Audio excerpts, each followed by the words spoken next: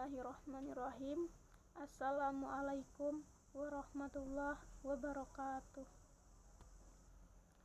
Nama saya Anissa Citra Safila dengan NPM 2231060019. Prodi Psikologi Islam. Mata kuliah Tauhid Ilmu Kalam. Dengan dosen pengampu Bapak Agus Devrianto MAG MKom. Saya membuat video ini untuk memenuhi nilai tugas mata kuliah Tauhid dan Ilmu Kalam.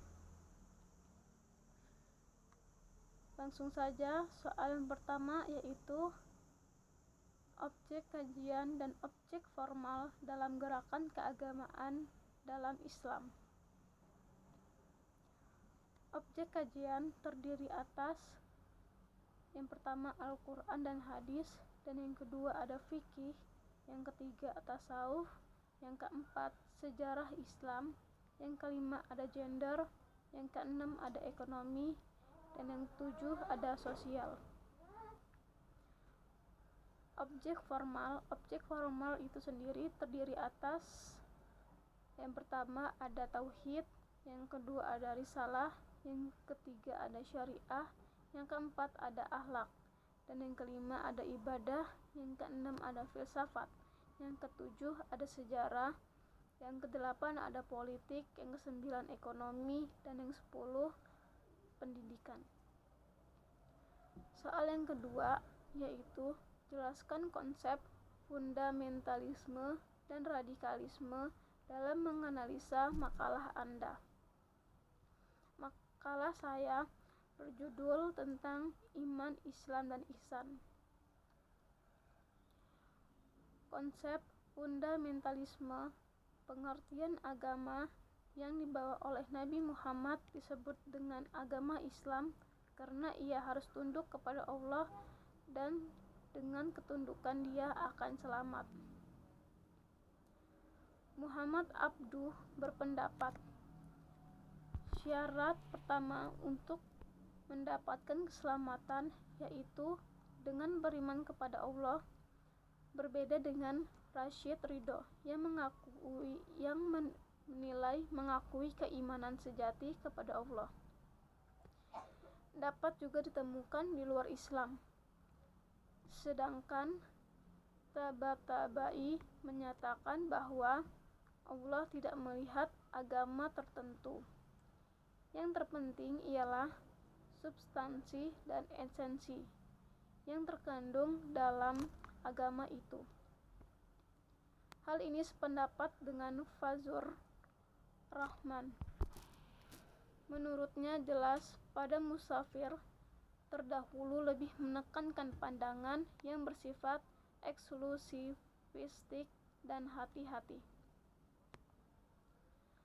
Konsep radikalisme Dewan Raharjo yang menyimpulkan bahwa Islam dari segi sifat atau nama agama pada dasarnya mengajarkan tentang ketundukan yang total kepada Allah. Agama rahmatan lil alamin mempersatukan umat manusia dengan suatu gagasan atau akidah berdasarkan keimanan dan kerelaan. Pernyataan selanjutnya dalam buku yang berjudul Islam Inklusif Menuju Sikap Terbuka karya Alwi Shihab, ia mengutarakan pendapat yang ditulis Ibnu Arabi, yaitu mereka kaum Yahudi dan Nasrani akan tetap berada dalam neraka tanpa siksaan karena Allah menggunakan kata-kata kholidina faha yang merujuk kepada kata mata.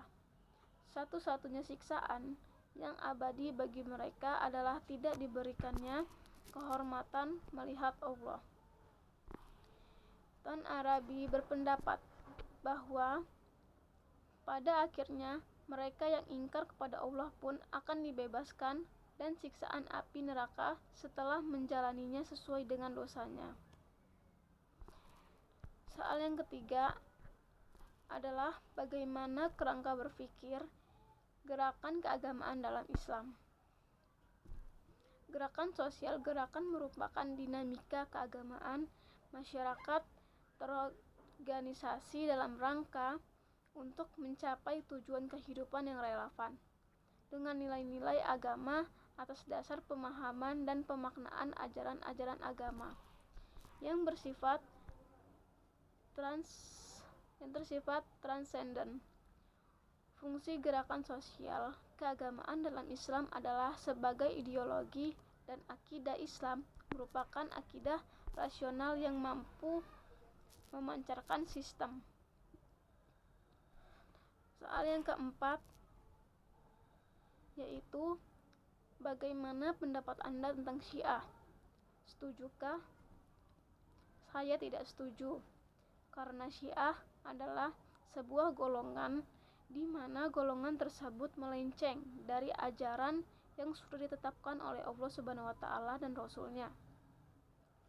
Golongan tersebut berpendapat bahwa yang pantas menjadi nabi dan rasul Allah adalah Hasan Hussein dan lain sebagainya yang dipercayainya. Karena itu dia tidak mengakui dengan posisi Nabi Muhammad semasa itu sebagai pemberi syafaat di hari kelak nanti. Soal yang terakhir atau soal yang kelima adalah bagaimanakah memposisikan diri Anda dalam masyarakat dalam berbagai aliran keagamaan, khususnya dalam Islam. Saat ini banyak sekali aliran-aliran sesat yang muncul. Sikap kita yang seharusnya umat Islam yaitu tentunya tetap berpegang teguh terhadap Al-Quran dan Sunnah Rasul, serta semakin memperdalam ilmu agama dengan cara belajar di pondok pesantren agar tidak terpengaruh terhadap aliran-aliran sesat tersebut. Sebagai muslim, kita seharusnya menyikapi perbedaan dengan bijak, mendahulukan nalar yang sehat ketimbang amarah yang menyesatkan pikiran. Jagalah hati dan ucapan agar tak menyulut permusuhan. Kita adalah saudara yang seharusnya saling menjaga. Sekian video yang saya sampaikan. Jika banyak kesalahan, saya mohon maaf. Saya ucapkan banyak terima kasih. Wassalamualaikum warahmatullahi wabarakatuh.